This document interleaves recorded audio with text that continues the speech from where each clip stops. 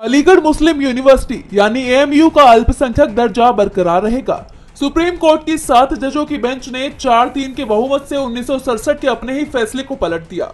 1967 में supreme court ने अजीज बादशाह बनाम केंद्र सरकार के केस में कहा था कि केंद्रीय कानूनों के तहत बना संस्थान अल्पसंख्यक संस्थान का दावा नहीं कर सकता।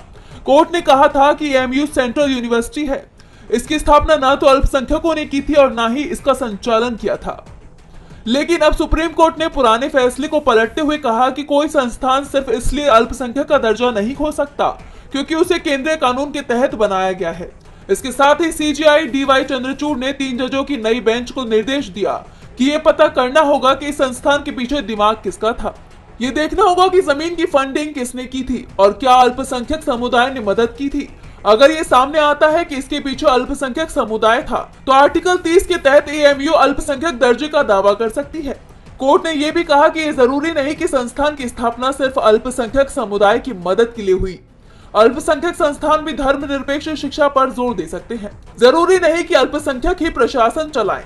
दरअसल इस पूरे विवाद की शुरुआत 2005 में हुई जब एएमयू ने खुद को अल्पसंख्यक संस्थान माना और मेडिकल के पीजी कोर्सेज की 50% सीटें मुस्लिम छात्रों के लिए आरक्षित कर दी। हिंदू छात्र इसके खिलाफ इलाहाबाद हाईकोर्ट गए। हाईकोर्ट ने एएमयू को अल्पसंख्यक संस्थान नहीं माना। इसके खिलाफ एएमयू सुप्रीम कोर्ट गई थी। सुप्रीम कोर्ट ने 2019 में इस मामले को 7 जजों की संवैधानिक बेंच को ट्रांसफर कर दिया था। सुप्रीम कोर्ट के फैसले का जमीयत उलमा हिंद ने स्वागत किया। जमीयत के अध्यक्ष मौलाना महमूद मदनी ने कहा कि इससे अल्पसंख्यक दर्जे की बहाली का रास्ता आसान हुआ है। ये महत्वपूर्ण और दूरगामी फैसला है। इस फैसले ने मौजूदा सरकार को भी आईना दिखाया है जो अल्पसंख्यक दर्जे की बहाली में रुकावट बनी हुई थी। जमीयत उलमा हिंद ने हमेशा मुस्लिम अल्पसंख्यकों के शैक्षिक और संवैधानिक अधिकारों के लिए संघर्ष किया है।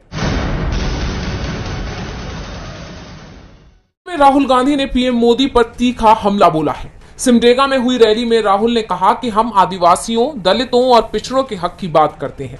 इस पर नरेंद्र मोदी कहते हैं कि राहुल गांधी देश तोड़ने की बात करते हैं।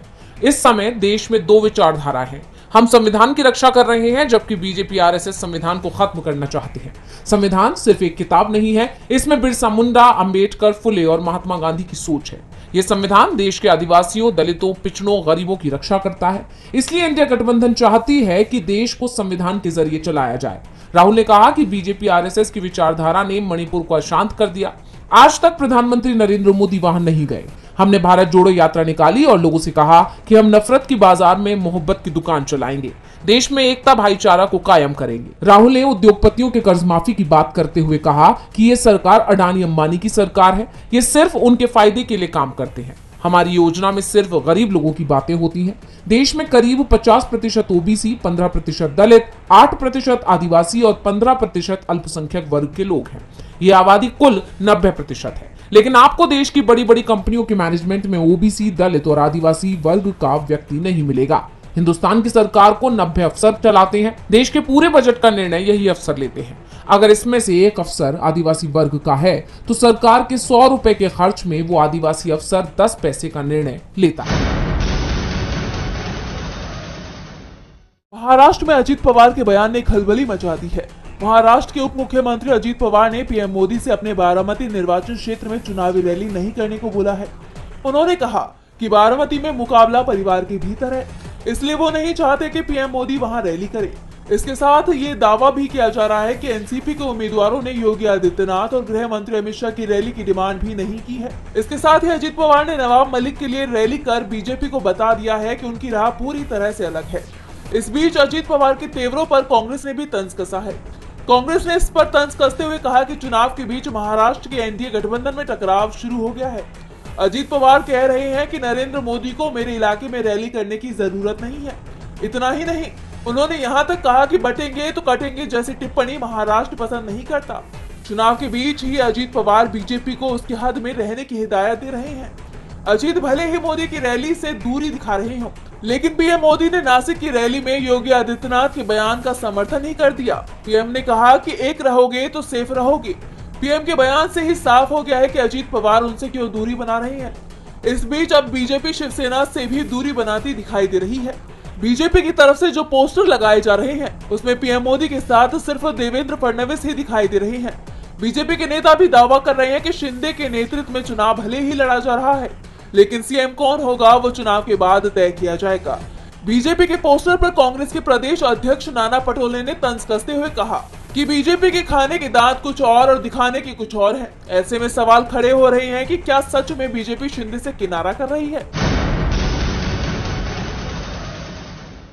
मणिपुर हिंसा को लेकर एक नया खुलासा सामने आया है, जिससे सीएम एन बीरेन सिंह की मुश्किलें बढ़ सकती हैं। मणिपुर हिंसा को लेकर सुप्रीम कोर्ट में एक ऑडियो क्लिप पेश किया गया है। दावा किया जा रहा है कि इस ऑडियो में सीएम बीरेन सिंह की आवाज है, जिसमें सीएम बीरेन सिंह ने स्वीकार किया है कि उन्होंने मणिपुर हिंसा को बढ़ावा देने का काम किया है। सुप्रीम कोर्ट में दाखिल Kuki organisation for human rights trust की इस याचिका से हड़कंप मच गया है। सुप्रीम कोर्ट ने इस याचिका पर सुनवाई को लेकर सहमति जताई है। सीजेआई डीवाई चंद्रचूड़, जस्टिस जेबी पारदीवाला और जस्टिस मनोज मिश्रा की 3 सदस्यीय पीठ ने याचिकाकर्ता से टेप के सोर्स और इसकी सत्यता साबित करने के लिए डिटेल्स की मांग की है, जिस पर याचिकाकर्ता के वकील प्रशांत भूषण ने सभी जरूरी जानकारियां पेश करने के लिए सहमति जताई है। प्रशांत भूषण ने आगे कहा कि याचिकाकर्ता ने सीएम की बातचीत रिकॉर्ड की थी, जिसमें स्वीकार किया गया है कि उन्होंने उग्रवाद को बढ़ावा दिया और हथियार लूटने वालों को संरक्षण प्रदान किया। अब इस क्लिप की जांच में क्या निकलकर सामने आता है ये तो देखना होगा, लेकिन इस दावे से सिर्फ मणिपुर सीएम ही नहीं बल्कि पूरी बीजेपी ही एक तरह से कटघरे में खड़ी हुई दिखाई दे रही है।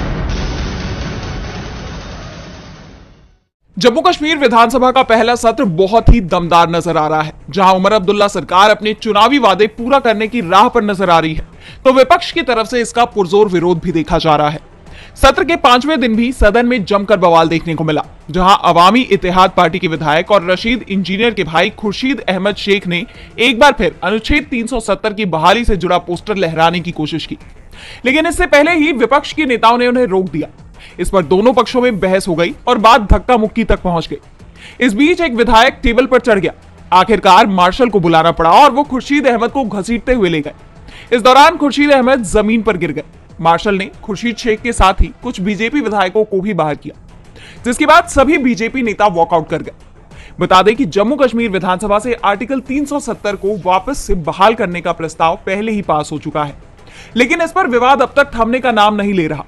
बीते दिन भी इसका पोस्टर लहराने पर विधायकों में हाथापाई हो गई थी, जिसमें 3 विधायक घायल भी हुए थे, जिसके चलते सदन की कार्यवाही स्थगित कर दी गई।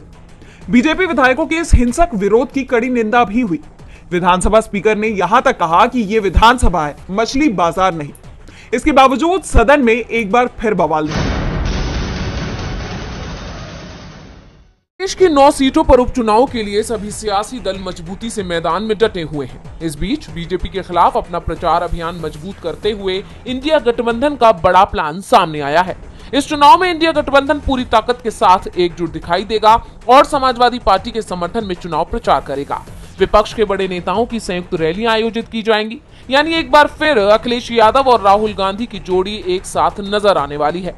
जानकारों के मुताबिक कांग्रेस महासचिव प्रियंका गांधी, दिल्ली के पूर्व मुख्यमंत्री अरविंद केजरीवाल, आरजेडी नेता तेजस्वी यादव प्रचार मैदान में नजर आ सकते हैं। जानकारों का कहना है कि इन संयुक्त रैलियों के जरिए विपक्ष की एकजुटता का संदेश देने की तैयारी की गई है। विपक्ष देश के सबसे महत्वपूर्ण सूबे में अपनी ताकत का एहसास कराने की कोशिश में है। अब इस खबर के सामने आते ही बीजेपी खेमे में टेंशन बढ़ गई है। बीजेपी जहां उपचुनाव को लेकर विपक्ष में मतभेद के दावे कर रहा था, ऐसे में इंडिया गठबंधन के इस प्लान ने उनकी सारी कोशिशों पर पानी फेर दिया है। वहीं लोकसभा चुनाव की तरह उपचुनाव में भी विपक्ष के एकजुट हो जाने से चुनाव में जीत को लेकर भी बीजेपी में चिंता दिखाई दे रही है। लोकसभा चुनाव के दौरान यूपी में 2 लड़कों की जोड़ी का जादू देखा गया। बीजेपी को यूपी में सबसे बड़ी हार का सामना करना पड़ा। ऐसे में एक बार फिर वही दोनों लड़के एक साथ नजर आएंगे, जिसका असर चुनाव के नतीजों पर भी पड़ना तय माना जा रहा है।